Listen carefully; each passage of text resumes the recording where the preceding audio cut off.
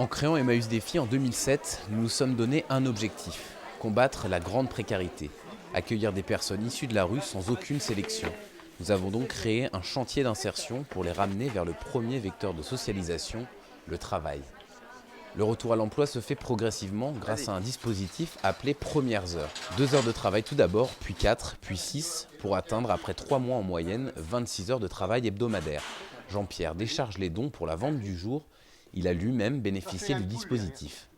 Voilà, ça m'a appris à me redémarrer un petit peu, de me remettre sur les rails, de reprendre confiance en moi et puis de devenir de redevenir autonome. Je suis toujours été travailleur, toujours été un battant. Là, ça m'a fait plaisir de retrouver, parce que moi, sans travail, je n'étais plus rien.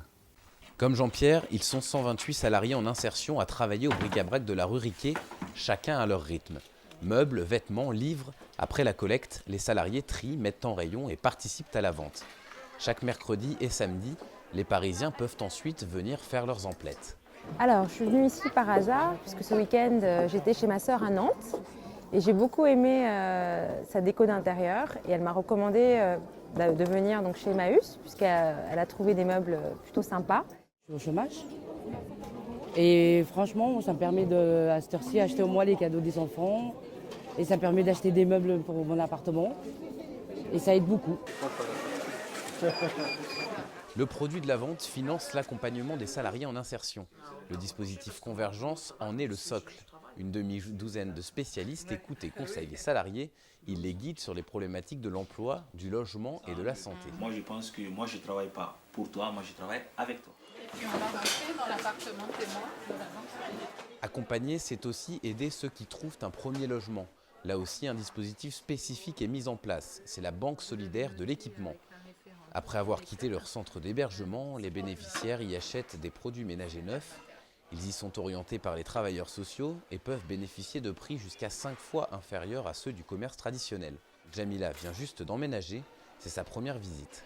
Je vais avoir un four qui est à la fois micro-ondes et grill. C'est le top, c'est super luxe.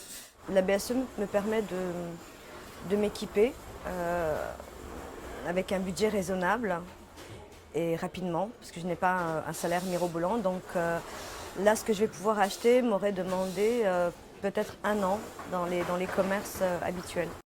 La Banque solidaire de l'équipement équipe jusqu'à 45 familles par mois. Elle crée aussi des emplois supplémentaires sur le chantier d'insertion. Pour continuer cette lutte contre l'exclusion, nous avons besoin de partenaires.